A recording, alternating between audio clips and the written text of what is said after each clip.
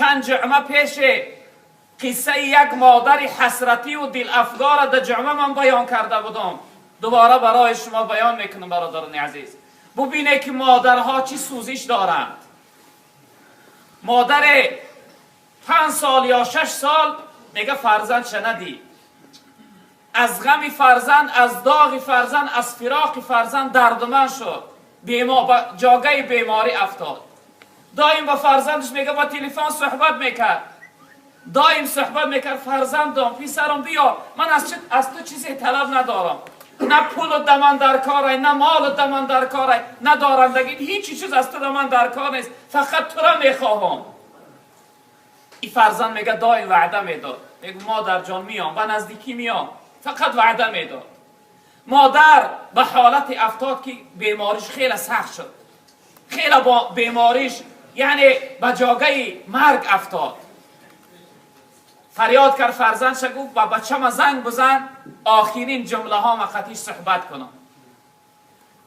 زنگ زد، این مادر با فرزندش صحبت کرد، گفت فرزندم، گفت خیلی حالت من وزین است، از عمر من شاید که 1 روز یا 2 روزی دیگه مانده باشه، من حالت من خوب میدانم، خیلی حالتم سخت است، اگر فردا آمدی من دریا میکنی و میبینی، اگر نه آمدی بچم دیدارا در قیامت، در این دنیا دیگه من دیده نمیتونی. این فرزند مثل دائمه هر وقت فریب کرد، گو آچه جان، گو پگه میام، پگه گو سحر در سمالیات میپرم، سحر در دوشنبه میشم، شاید به ساعت 12 تا 1 در نزد شما شد.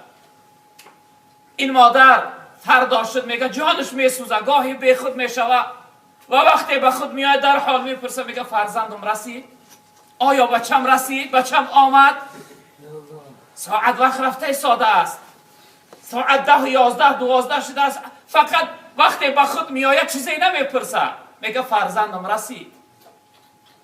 ساعت به 1 رسید، میگه در نزد این مادر دختر کلانیش نشسته بود، دخترش فریاد کرد، صداش آهسته آهسته میبرآمد، دیگر قوتی نمانده بود که بلند گپ زند.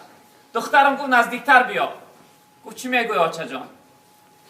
گفت آخرین آرزویی که من از فرزندم داشتم، این آرزوی من تو بجا میاری.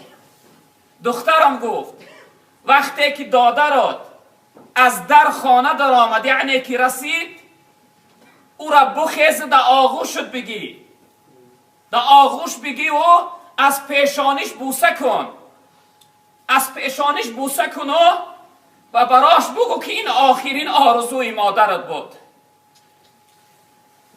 براش بگو که مادرت میخواست که آخرین بار تو را در آغوش بگیره و از پیشانیت بوسه کنه. میگه مادر چیز گفت، چشمها را پوشید و دیگر چشمها را نکشود. بعد از این جان به جانان سپارید. مادر ببین برادری عزیز چی سوزش دارد، چی آرزو دارد.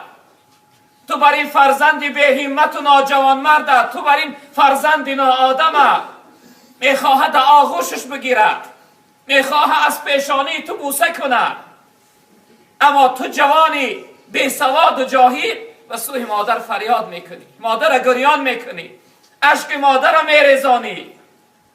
مادر خوب از روی تو رنج عذاب کشیده است، برای تولدی تو خیلی رنج کشید، به مرگ دست به گریبان شده بود، نجاست های تو را با دستای زیبا و نازکش میشوشت و پاکیزه میکرد. ای ابله، و سوش ما فریاد میکنی، با گریانش میکنی.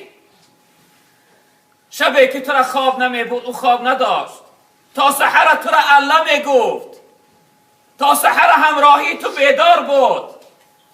وقتی از خواب میخستی خودش نمیخورد و اول تو را میخورانید، خودش بار نمیکرد و تو را میپوشانید که مبادا خنک نخوری. یه خوب بدان ای جوان، ای شخصیتی که به سوی مادر فریاد میکنی، ای شخصیتی که قدر مادر رو نمیدانی، حق مادر رو ادا نمیکنی. مادر خیلی بزرگوار است. پیغمبر بزرگوار صلی الله علیه و سلم در حدیث مبارکشون میفرمایند که رغم انفه ثم رغم انفه ثم رغم انفه. تن خاک در بینی شخصیت باد، مردم ما هم یک دعا دارن، مادرها میگن خاک در دهنت یا اینکه خاک در سرت میگن. پیغمبر بزرگوار میگه خاک در بینی شخصیت عباد، خاک در بینی شخصیت عباد، خاک در بینی شخصیت عباد. اهل اصحاب اونجا حاضر بودن، پرسیدن من یا رسول الله شما کی را در نظر داره؟ خاک در سر و بدن و در بینی کدام شخصیت؟ پیغمبر بزرگوار گفتن من ادرک والدی عند الکبر احدهما او کلاهما فلم یدخل الجنه. تن خاک در سر شخصیتی که، خاک در بینی شخصیتی که پدر و مادر یا اینکه یک کدامی از اونها را زنده در حیات میابه، خدمت اونها را نمیکنه، دعای اونها را نمیگیره، اونها را از خودش راضی نمیگردانه. خاک در سر و بدن شخص، امو جوانی که پدر و مادر آزار میدیه، پدر و مادر خفه میکنه، پدر و مادر غمگین میگردانه. آهی پدر و مادر، والله قسم برادری عزیز، حیاتی ترا میسوزانه، حیاتی ترا تلخ میگردانه. اون آهی که اون مادر داره ترا به بدبختی میرسانه.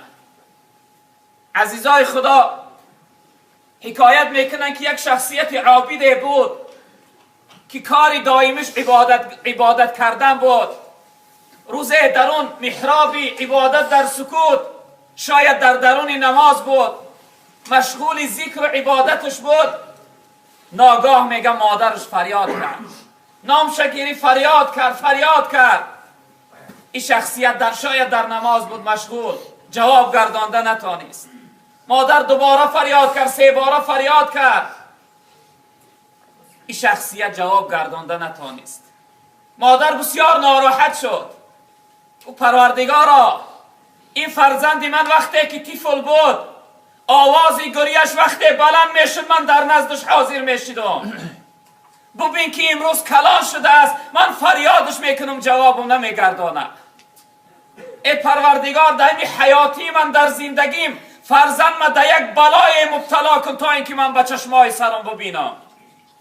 این فرزنده که گوش نمیکنه، اگر شده عبادت هم باشه پروردگارا در یک بلا مبتلاش کن. اگر دور زمان یک زن زنا کرده بود، از زنا تولد کرد. وقتی اونم محاکمه کردن، حکم برآوردن برای حد زدن و دور زدن، از او پرسیدن گفتن ای زن با تو کی زنا کرده است، کی رسیده است؟ این زن میگه دو گرفت نزد این شیخ آمد و خچه در بالای این شیخ انداخت و این شیخ به من زنا کرده است، این شیخ گو به من رسیده است. حکم کرد، حاکم گفت شیخ بیاره.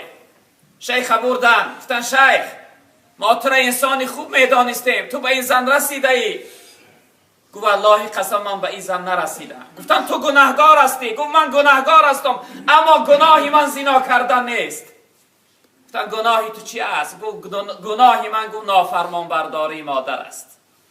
مادر من دعا کرد که در بلای مبتلا شم، این دعای مادر است که من در این بی آبروگی مبتلا کرده است. نباشه گفت من زنا نکردم. گفتن تو شاهد بیار. شاهد نداری؟ شخصیت گفت من اجازه بده شاهد میام. گفتن کودکی که نو تولد شد اون بیاره. کودک آوردن. شیخ میگه دست در بالای شکم کودک باد و ای طفل پاکیزه تو گناه نداری. اون شخصیت هایی که زنا کردن اونها گناهگار هستند. تو را به حق همون خدای قسم که خلقت کرده است بگو که پدری تو کی هست؟ میگه طفل در صحبت در آمد، در سخنگویی در آمد، گفت پدری من این بیچاره نیست. گفت این شیخ گفت از روی بددعایی مادرش در این بلا مبتلا شده است. شیخ باید حد میزدن، دوره میزدن، باید میکشتنش برای این تهمت. اما به حکم خداوند کودک در صحبت در آمد و این شیخ از روی بددعایی مادر در بلا گرفتار شده است. پدری من گفت فلانی چوپان است، این رهاش کنه، بگذارش کن، این نیست. ببینه دعای مادر فرزند در هر بلای مبتلا میکنه. برادران عزیز، دعای مادر فرزند خار میکنه، حیات تلخ میگردانه. به همین خاطر ما و شما برادران عزیز بزرگوار نسبت به این بزرگوارها خیلی هوشیار باشیم. پیغمبر بزرگوار صلی الله علیه و سلم میفرمایند رضا الله فی رضا الوالدین و سخط الله فی سخطهما. رضاگی الله در راضیگی پدر و مادر برادران عزیز. قهر و غضب الله، ناراضگی الله یعنی در ناراضگی و قهر و غضب پدر و مادر.